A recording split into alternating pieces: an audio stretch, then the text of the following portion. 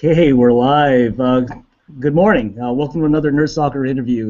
This is Greg Gloria, aka Social Grey on Twitter for the Nerd Stalker Media Network.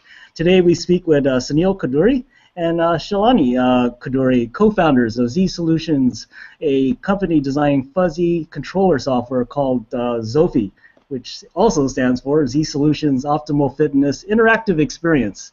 And for fitness equipment and medical devices and any other application you could probably use this for. And we'll let the founders talk about that in a little bit. But to kind of give you guys a background to this, we will see the press release from their publicist, and it just caught our eye on this area of fitness and health that's being addressed by this company.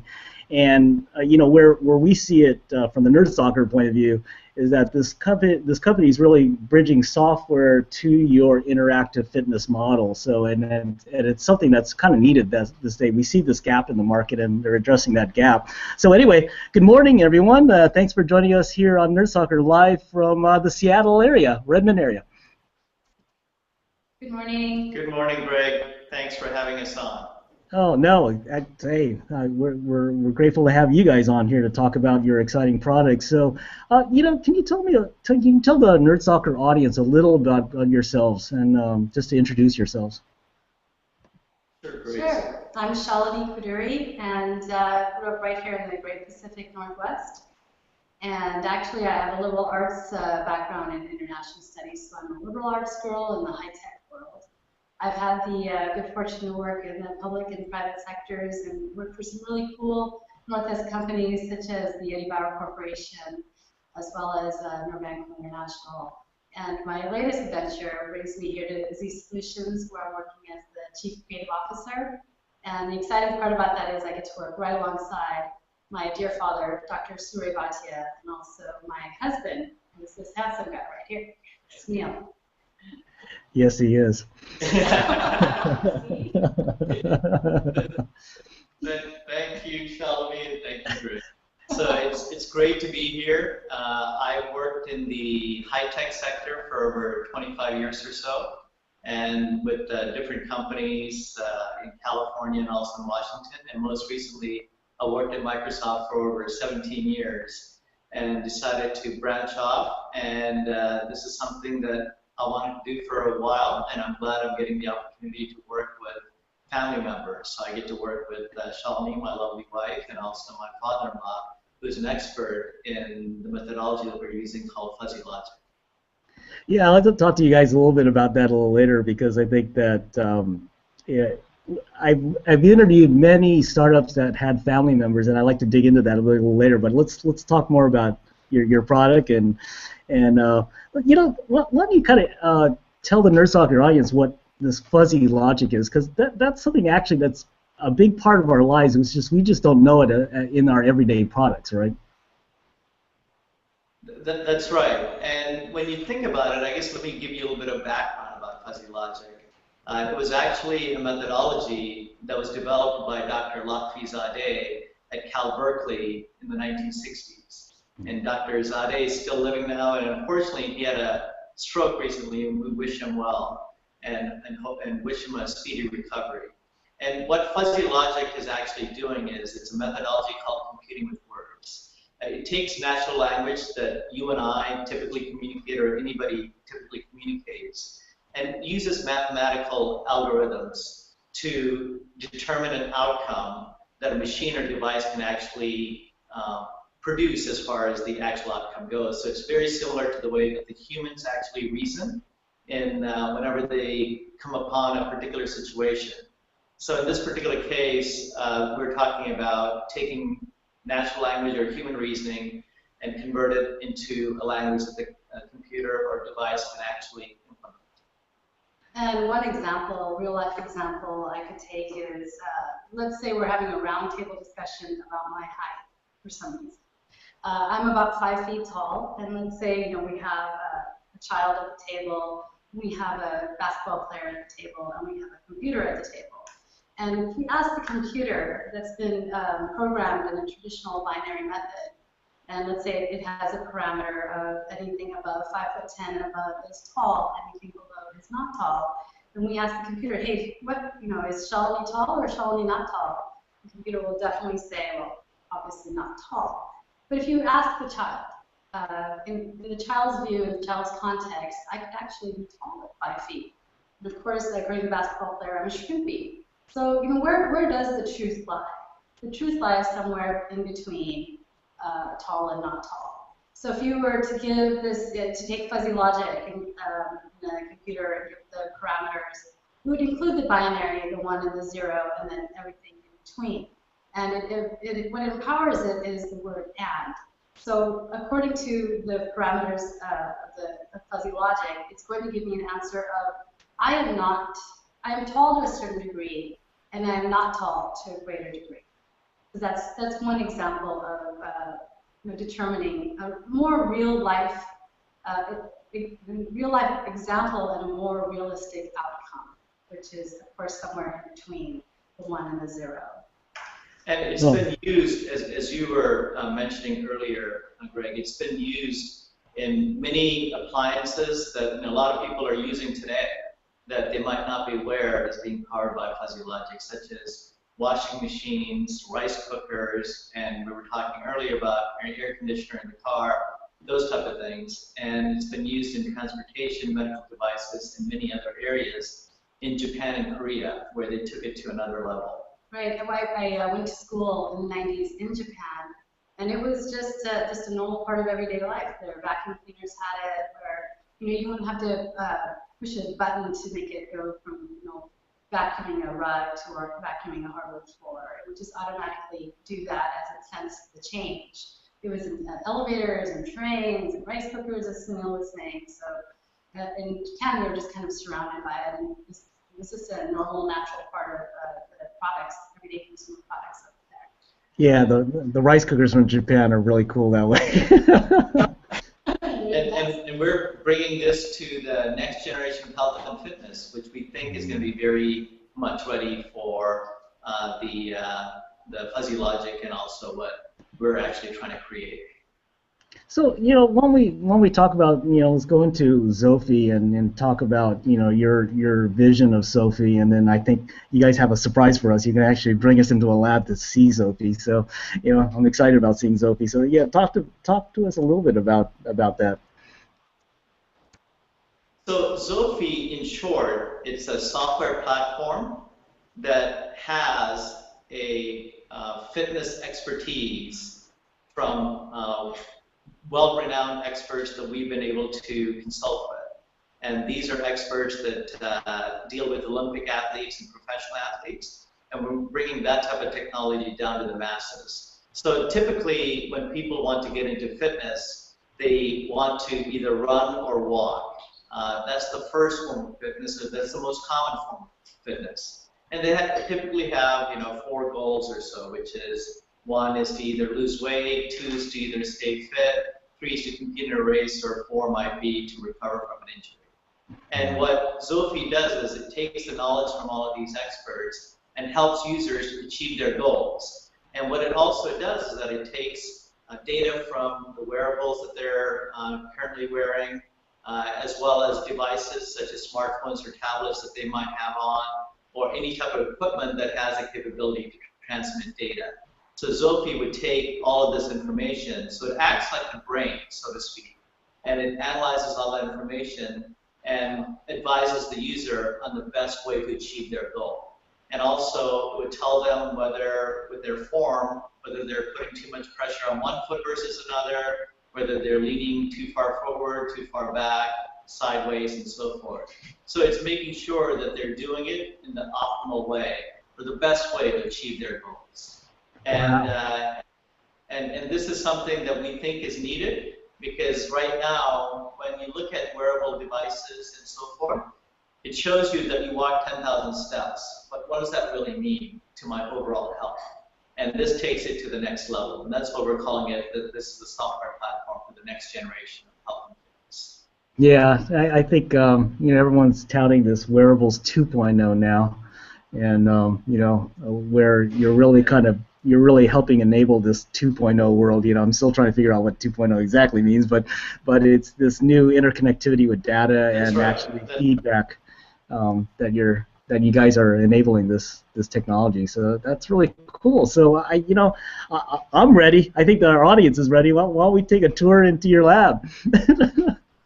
Great, great. So what we're going to do is we're going to switch over to my headphones, Bluetooth headphones, so I can still talk while Eric, our cameraman, is going to be taking us on a tour, and so hopefully.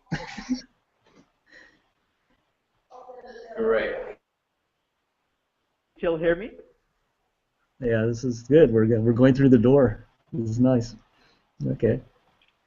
Great. Can you hear me, Greg? Yes. Yes. Some NITEC team members here. Come say hi. Hey. So these are the people that actually helped us develop the UI that we have. Oh, good. And actually, we have some those are important. People that are going. A meeting must have broke out. And we have some UIs that are being developed here. Oh wow, nice.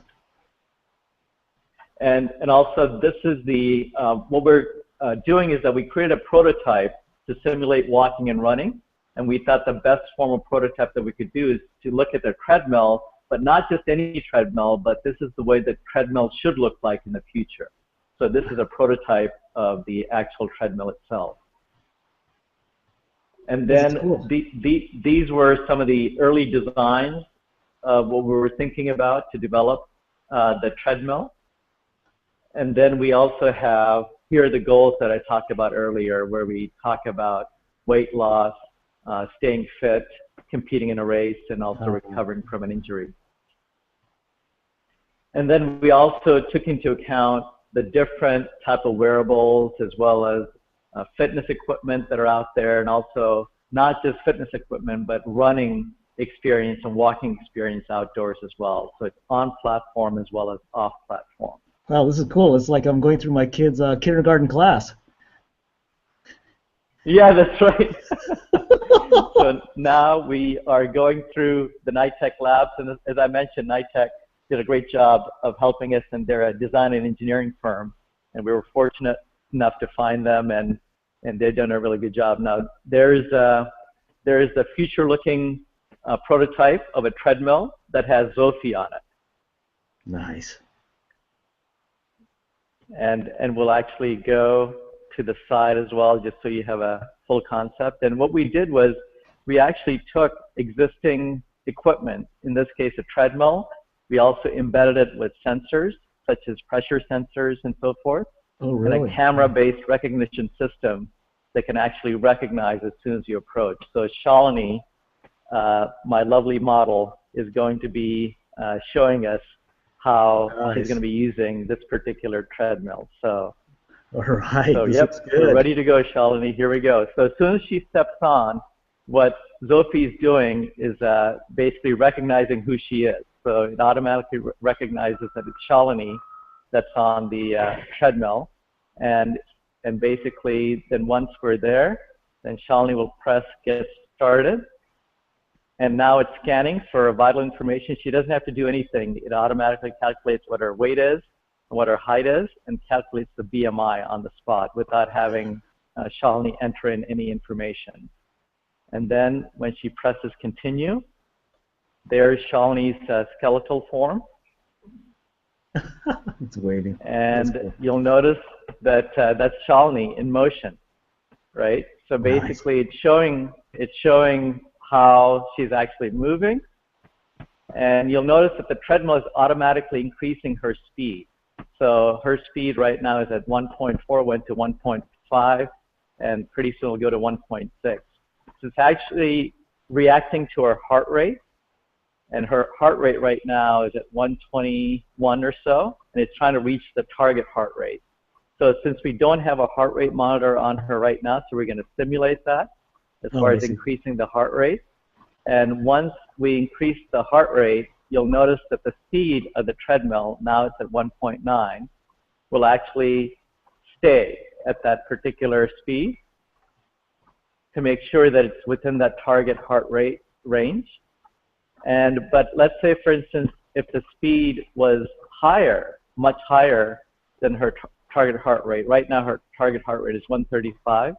Okay. And we're increasing the speed, or we're increasing the heart rate from 135 to, let's say, 153, which is outside of our bounds. of target heart rate, then the machine starts slowing down because it wants the heart rate to be not that high. So it Now, automatically senses that. Hey, Sunil, what's that thing in the right-hand corner there? Is that the coach? Yeah, that's actually Shalini's picture.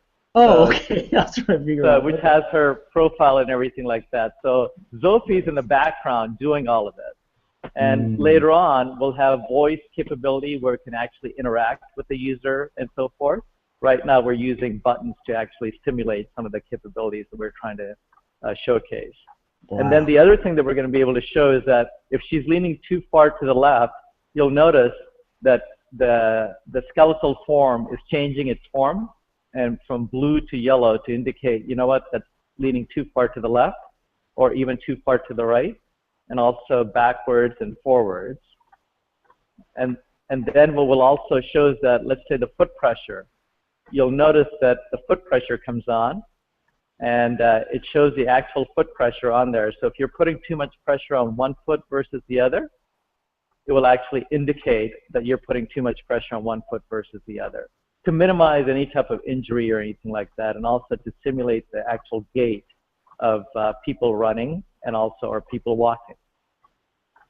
So this is really good for people who are like rehabbing, right? I guess this is one thing I could see where, you know, obviously you could be favoring one leg over the other if you had a knee injury, let's say, right? That's right. That's right. So actually what it also does, Greg, is that you can share this information with your doctor, coach, or even your physical therapist so that they see exactly how you're doing from your, let's say, exercise regimen or any type of physical therapy session and so forth, so that they can actually analyze that information and then determine whether you're actually doing it right or not. Wow, this is so cool. This is so cool. So this is Zofie, and this is our prototype, and we're hoping to bring this out to the masses sometime soon. Wow, this is neat. Wow, yeah, let's get Shalini off of the treadmill. Let's talk to you guys a little bit more there. Great. So we'll let Shalini stop, and then we'll have her get off the treadmill. There we go. All right. And at CES, we got a lot of our exercise in by demoing our treadmill. So from that perspective, it was a lot of fun. Yeah, most people walk miles at CES, and you guys just stayed in one place, it looks like. So. That's right. That's right. So, and we'll actually stop the Bluetooth, and we'll switch over to the regular speakerphone so others can. Great. Can you hear us, Greg? Oh yeah, that's a great demo, guys. We really appreciate that. That was superb, actually. So, you know, let's talk about CES. You guys, I guess, made a major introduction at CES, and you know, what were some of the comments? Can you share that with the Nerd Soccer audience? Yeah, sure. Do you want to share what you heard, Shalini, from? People were excited. The consumers, they wanted to know when it'd be on the market. So.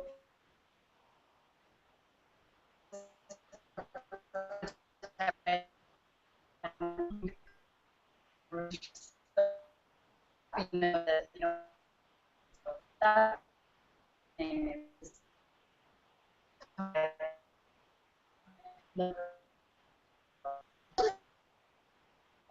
really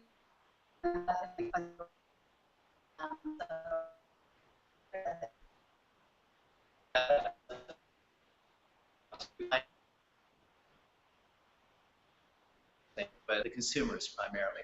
And it resonated really well. We received very positive feedback, and also showcasing the future of the treadmill, what it could look like, was really pretty important to people, and they realized that this is pretty neat. And a lot of people, they just stopped to look at the actual treadmill.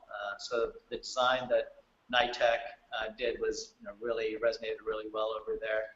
And we were just, you know, lucky to get such positive feedback. And now we're trying to, I guess, encourage different type of partnerships to actually come and work with us to fully develop Zofie and bring this out to the marketplace. Yeah, I guess you thought that designing this was the hard part, but now actually going out and actually interacting with all these guys is probably the next hard part, huh? Yeah, that's right. That's right. I mean, the surprising thing was we were able to actually get this developed, or the proof of concept, fairly quickly. So from that perspective, we were encouraged to say that, hey, you know what, it can be done.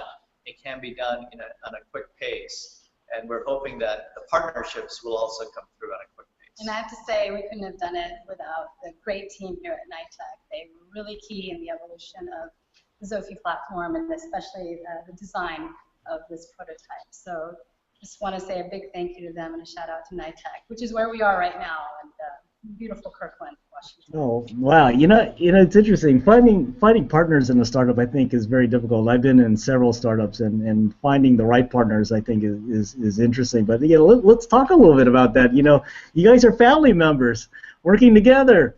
You see each other probably more than 24 hours a day. No, it was only 24 hours a day. So, I mean, how has it been to work together as a family and, to get this startup off the ground? Yeah, it's a very, very good question.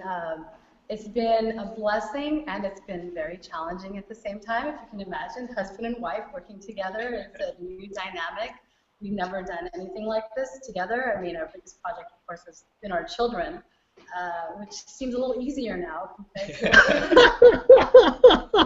But, we work from home, and our desks are literally like, we're back to back in our chairs, maybe a foot apart in our tiny office. So, we spend a lot of time together, and, it's a good thing that we were best friends starting off, and, strong partners. So it is a test, it's a challenge, but it's also a blessing. We're getting to, he brings the technical side to the project, and I guess I bring a more, human side and consumer side, I suppose. And so it's been fun kind of merging and blending everything together. We're still learning. We've got a lot to learn, but from my perspective, it's been fun, mostly. Hey, Sunil, I have a question for you here. So, yes. You went from Microsoft, where you got in a car every morning, went to the office, did whatever you did at Microsoft, and came back, and then you started your family thing. Now you're working from home. How has that transition been for you?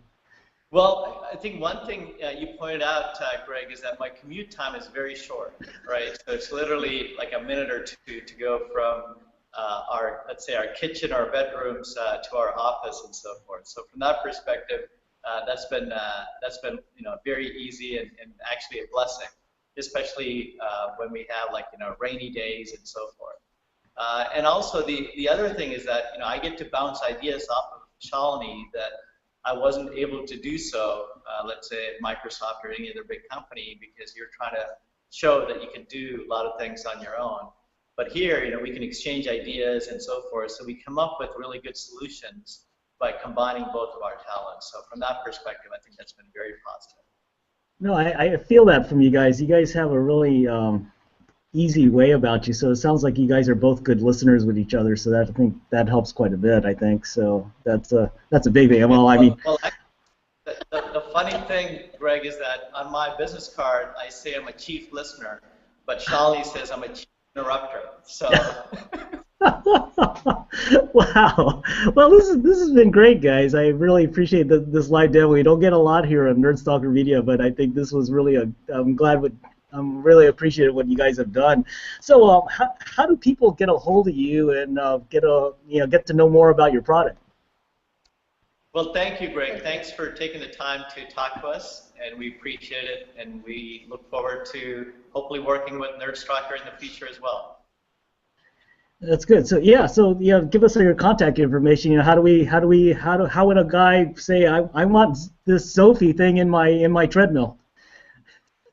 Yeah. So if they go to our website, which is Zsolutionz.com, they can actually provide us with their contact information, and we'll be happy to keep them in touch. And also, if they follow us on Facebook and Twitter, we're also keeping people updated with our progress on there as well. All right, we'll put that on the when we write the article. We'll put that on the website as well. So anyway, thank you again for your time. We'll close off the interview here, but anyway, that Sunil Koduri and Shalini Koduri of Zsolutionz. Sorry, I'll keep on practicing that as I go along. And anyway, we really appreciate their time, and this is going to be a very big thing in the health and fitness area where it comes to interfacing with wearable technology and even IoT devices. So anyway, it'll make your life better. So this is Greg Gloria, aka Social Greg on Twitter for the Nerd Stalker Media Network, where we believe in tech, startups, design, and you. Thanks for joining us, everyone, and be careful out there. Hey, thanks, everyone. Appreciate it. Thanks, See you. All right.